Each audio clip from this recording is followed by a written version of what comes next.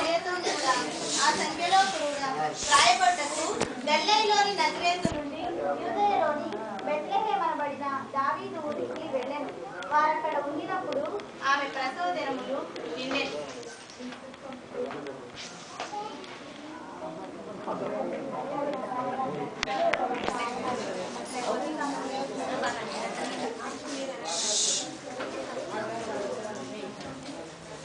మరియ తన తొలిచూలు కుమార్ని కని పొత్తిగుడ్డలతో చుట్టి సత్రములో వారికి స్థలము లేనందున ఆయనను పశువుల తొట్టెలో పరుండబెట్టెను. ఆ దేశంలో కొందరు గొర్రెల కాపరులు పొలంలో ఉండి రాత్రి వేళ తమ మందను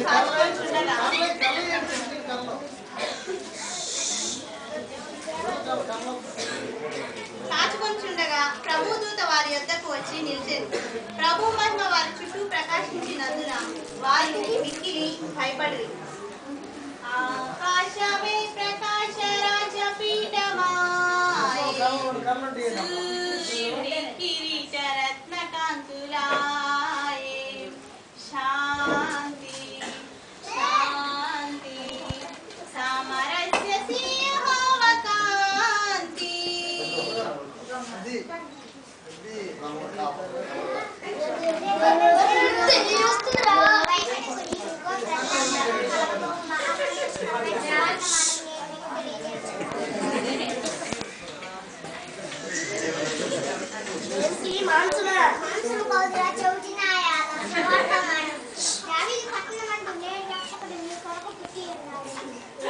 రాక్షసుడా రాక్షసుడు కాదురా చౌదినాయాల రక్షకుడు వానికివే మీ కానవాడు. ఒక శిశువును గొట్టంతో చుట్టబడి ఒక తొట్టిలో పడుకొని ఉండటం చూసేది.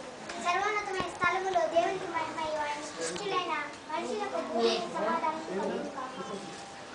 ఆకాశమే ప్రకాశ రాజపీఠమాయె, సూర్యుడి కిరీట రత్నకాంతులాయె. శాంతి శాంతి సామరస్య సియహోవ కాంతి.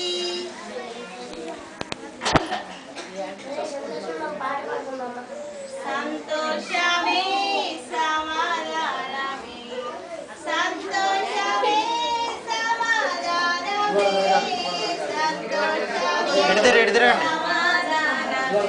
చెప్పనా సత్యమైన అడ్గాది ఇటు ఇటు ఇటు తిరగండి.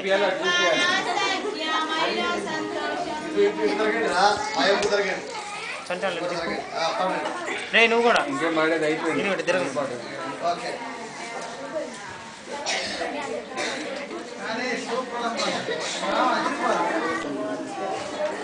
నైట్ టైం స్టేజ్ పెట్టి లైట్స్ పెట్టి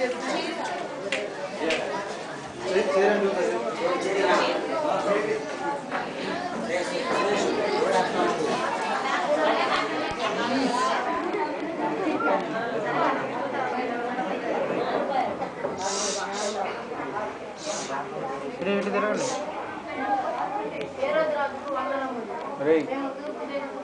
అబ్బాయి పట్టుకోండి అది నువ్వు కూడా పక్కన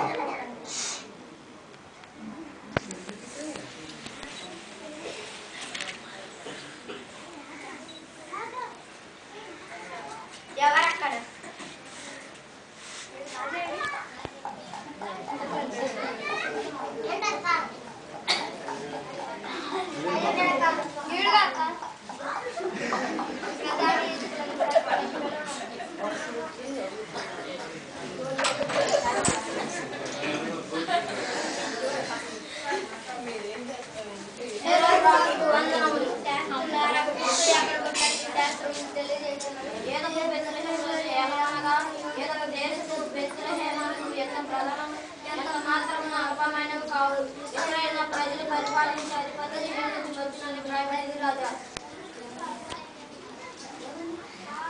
మీరు వెళ్ళి ఆ శిశువు విషయమై జాగ్రత్తగా విచారించి నాకు తెలియజేయండి. నేను ఆయనను వచ్చి పూజించాను. నేను కాకుండా యోధులకు మరొకరు అదియా వారిని సంహరించండి.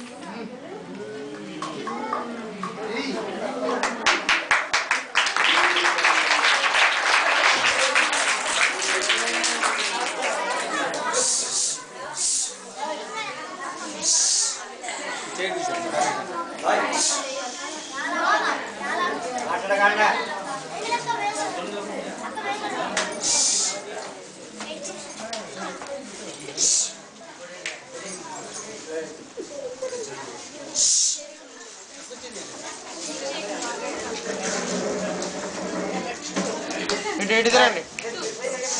సరే కూర్చోండి.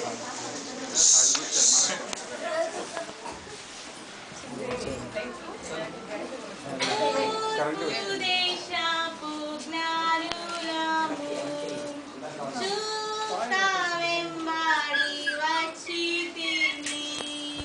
కొండలు లోయలెడారులు దాటి మేము వచ్చితిమి. నేనర్పించు బంగారము స్తుతికి పాత్రుడైన ప్రభు హల్లెలూయా.